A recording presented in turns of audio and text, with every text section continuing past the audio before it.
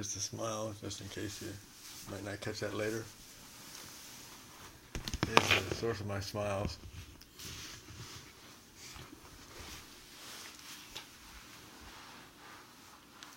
Okay, so today what we're doing is we're kind of summarizing the end results of the exenatide experiment. And so you got to see the general physical condition, which hasn't changed much. I lost a lot of weight in the beginning and stayed off, and even though my appetite returned,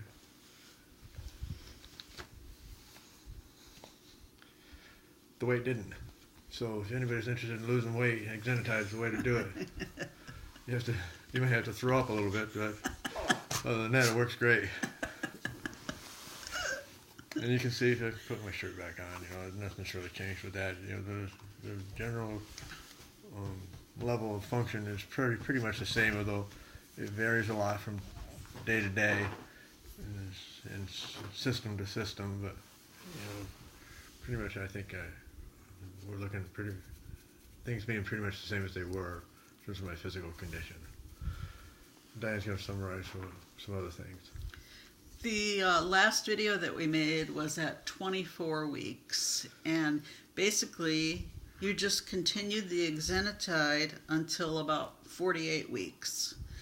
But at that point, the nausea, which had subsided almost completely, came back really strong. Yep. You couldn't eat anything. We even talked to the doctor, one doctor, and we decided to stretch out the shots to every 10 days instead of every week. But that didn't seem to make a difference either. And you were forgetting to take it because it wasn't on a weekly schedule. So right, the half-life of exenatide is 2 weeks, by the way. So that's why they thought that because of my weight loss and the nausea. And also my general size, that the dosage might be too high for me. So if we cut it back a little bit by going out to 10 days, that might help. But it was really hard to remember and be in the same place on the 10th day every week. So we quickly realized it would be better off trying to take it every 7 days, and that's what we did. So you went back to that, and the last dose you took was November 25th. So overall, I think after we've reviewed all the notes we have and the videos and things that I'd noted in my journal, and the evidence of Parkinson's symptoms relief caused some hope for some time. But the side effects became kind of frightening. True, that's very true. Yeah, the anxiety about taking a shot, because you're going to be nauseous, not going to be able to eat. You're going to wind up trying to have a milkshake before I take a shot, because I know I might not eat for 72 hours after that. And also, you can't see it right now, but my tumor is really fully present, and I haven't taken any medicine since last night. In fact, I only took 3 doses yesterday. Spent a lot of time fishing and went to bed early too. So. But anyway, you can see now the tumor is back here, and that's the way things happen. They come and go like this.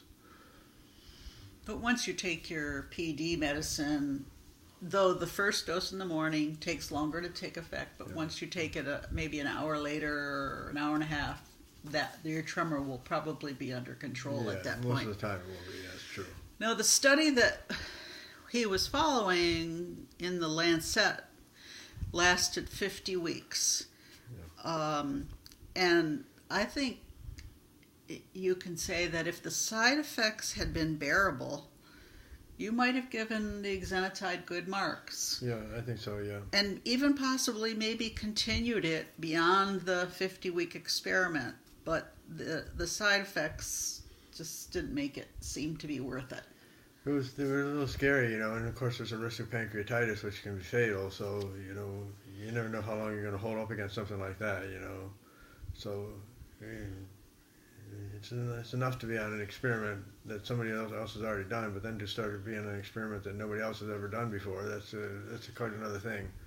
So we decided not to go forward with it.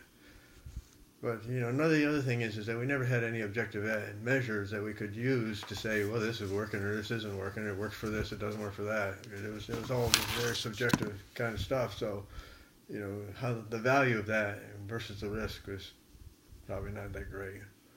And there's a couple other avenues of study that are going on right now too. So there's a lot of stuff in the pipeline, and hopefully some stuff will be coming quickly. But the idea of using the exenatide was really only to slow this thing down so that we might catch the benefit of learning later. So I think that's where we're at right now, right? Yeah. And since we don't know for sure how fast the Parkinson's symptoms would have progressed in the year that you did this, we can't measure against anything. There's nothing to measure against. Yeah. So we don't know if it slowed it or not, but certainly, other than the Parkinson's, you're in really good health. Yeah, we got pretty good health. So, yeah. Very good health. But you haven't gained the weight back. Yes, that's right. And it's been a month since it's been a month at least, right? Yeah, It's been a month since I had any exenatide, and I've eaten a lot more. Probably not as much as I used to eat, but I've eaten a lot more, double, triple what I ate when I was taking the exenatide. I haven't gained a pound. So Your appetite is back. Is much better. Yeah. Yeah. So I don't know what to say about this other than the fact that we tried and we might have gotten some benefit from it. We can't be sure because we can't measure it. That's it, right? Mhm. But we had fun. But you're still kicking. We're having a good time. Thanks for all your support too.